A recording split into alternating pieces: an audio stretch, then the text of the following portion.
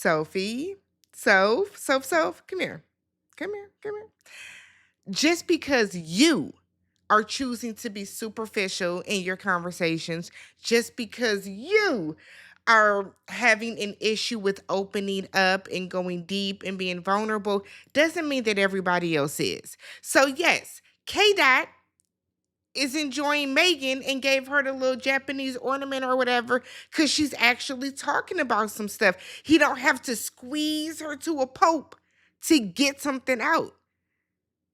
Like Sophie, please. Please, Sophie, please. Sophie, please.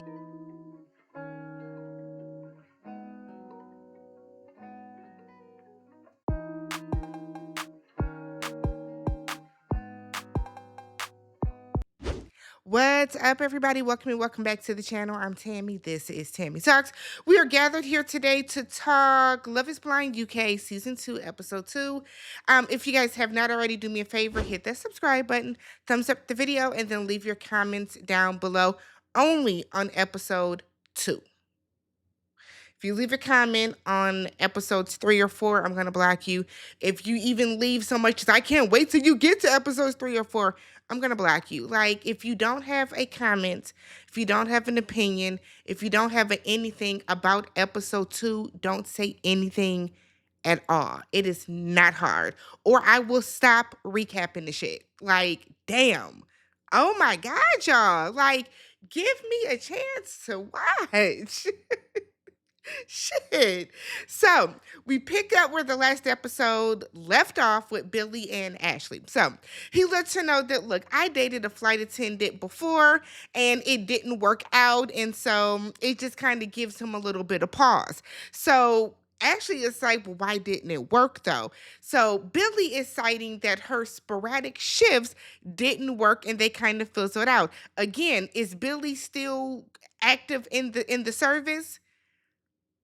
That's all I would like to know because if how do we know that you're not going to get deployed? How do we know that you're not, you know what I mean? Like, I just, and it's interesting because Ashley has said that she's willing to make a career change. Now, yes, Ashley has said that she, has let her job kind of consume her, but it was because she ain't had nobody. Now that she got somebody, I can see Ashley trying to make this work. So she does a little bit of politicking with him, and he said that, you know what, the more that they talk, the more that, she convinces him about wanting a family and all that type of stuff. He feels a little bit better about it, I guess. So Kad and Sorova, I feel like I'm saying her name wrong. Lady S, that's what we gonna call her. Cal and Lady S. So Lady S said that she's always wanted to make her parents proud and her grandparents proud. So she has typically dated Indian men. But she also wants to put herself forward, right? She wants to put herself first. She wants to go out and not hold herself to the confines of what her parents and her grandparents had to do when they were dating themselves. We gonna see what's gonna happen, but girl, okay. Okay, don't get this man and then your family shuns you. Okay, so then we meet Javon, I think is Javon, and Katisha. Okay, so she is a nanny and she's also a makeup artist. She's here for weddings and that type of stuff. He is a health and fitness coach, and he seems like he really is just there for a good time, not a long time. That's the vibe that I got in episode 2. Okay, so Katisha has been single for 6 years. Is it Katisha? Katisha? I'm watching on 1.5, so I'm probably getting all their names wrong. Y'all know who I'm talking about. But she said that she's been single for 6 years. She has been gentle with her heart because her last boyfriend was a cheater. Okay. So then we have Katisha meeting up with Demola, and I like him. He is so cute. He's so soft-spoken. He's adorable. I like him. Okay. So she said that he speaks quiet. And he was like, I can try to speak louder. And she was like, no, it's like a whisper in my ear. I said, oh, that's sensual. Okay. Okay. I'm going to have to use that on a guy. Okay. So he said he does not date much. He's more intentional and he's looking for his soulmate. He wants a woman that he can love on for the rest of their lives. I said, that is so sweet. And then we have her.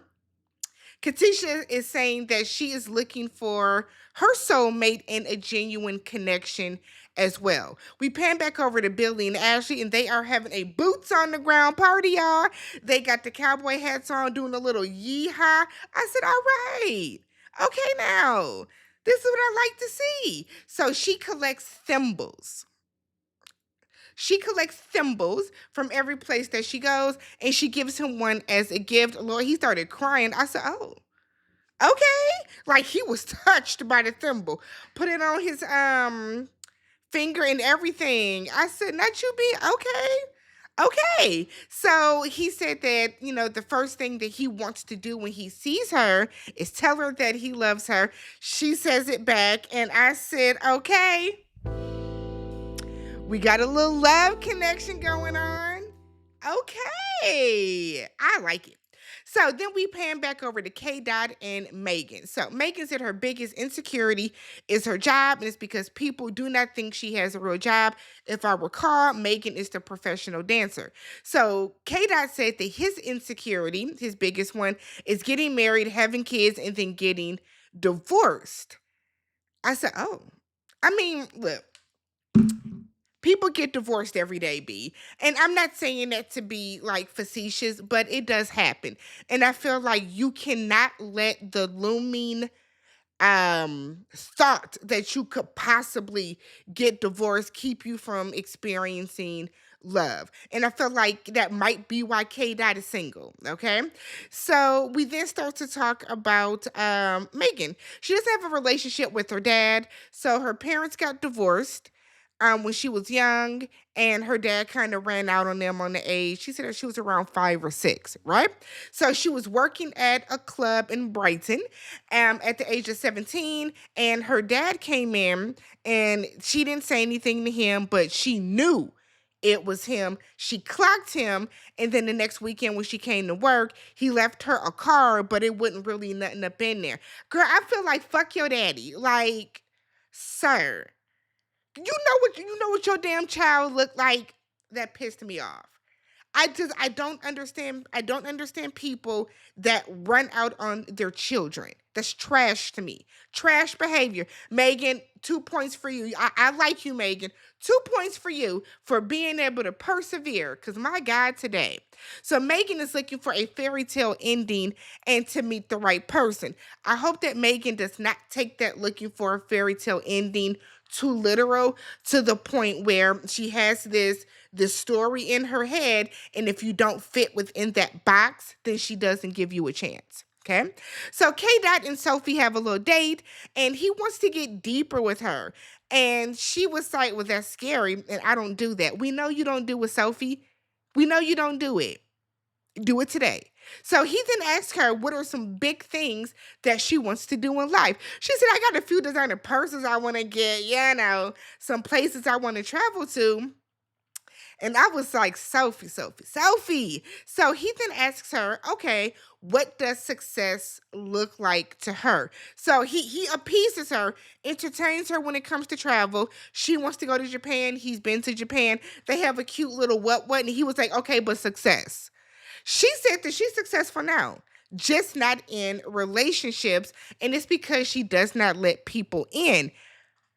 I hollered when K Dot was like, yeah, I wrote that down. I said, girl.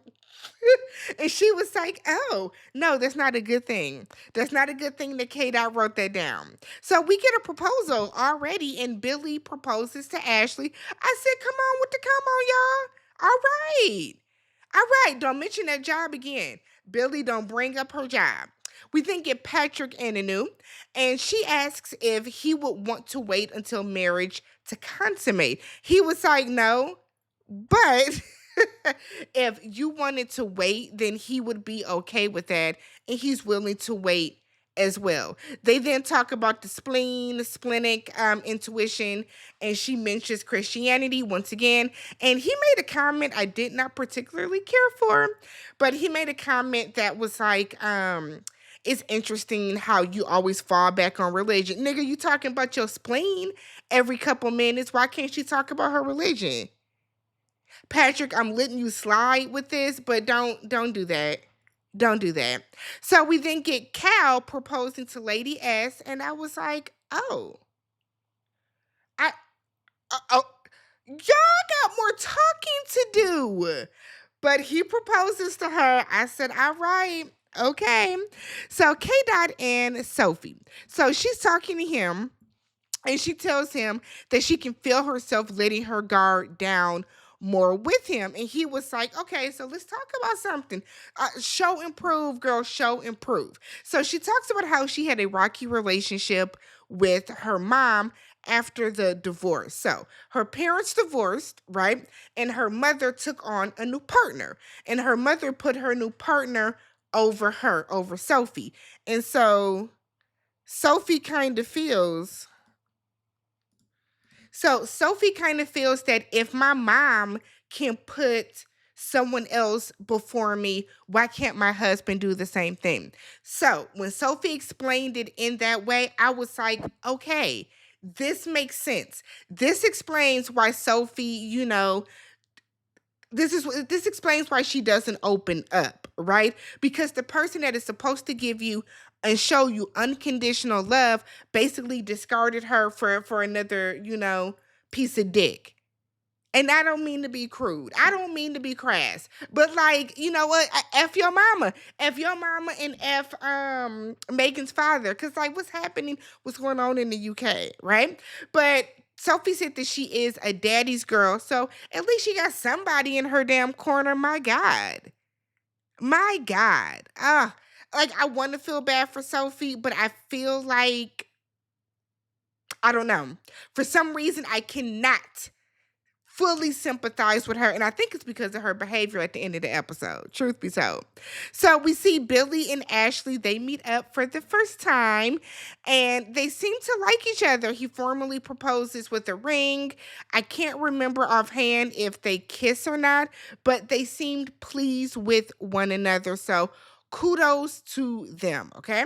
We then get Damola and Katisha. So she moved out at 16 years old and said that she, felt grown, but ultimately she was still a kid.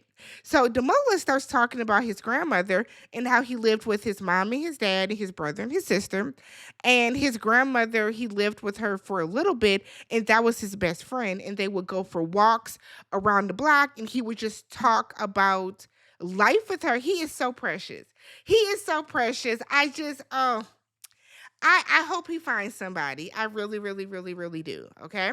So we then get to Javin. I'm gonna get their names right. I am butchering these names. I'm gonna get their names right. Javin and Katisha. So they're talking about sexual chemistry, or should I say, Javin is, okay? So he starts off with, is sexual chemistry important for you? And she was like, yeah. But emotional intimacy is important as well, okay? So then he's like, okay, yeah, and that's okay too. But sexual requirements though, like how often we gonna fuck? That's the vibe he was giving. And I was like, Javin, I appreciate the forwardness of it. I 1000% do. But but if you aren't going, like, there's a way to do it. Be a little more smooth with it. You know what I mean? But Katisha says she appreciates his honesty and all that type of stuff. So I was like, okay, girl. I mean, if you like it, I love it. If you like it, I love it. So Megan and K Dot have a good date. So he gives her a little gift. It was a Japanese ornament, very sentimental, and she loves it. So she's back in the women's quarters and she's just screaming. Somebody was like, did somebody get engaged? Because like she was doing a lot.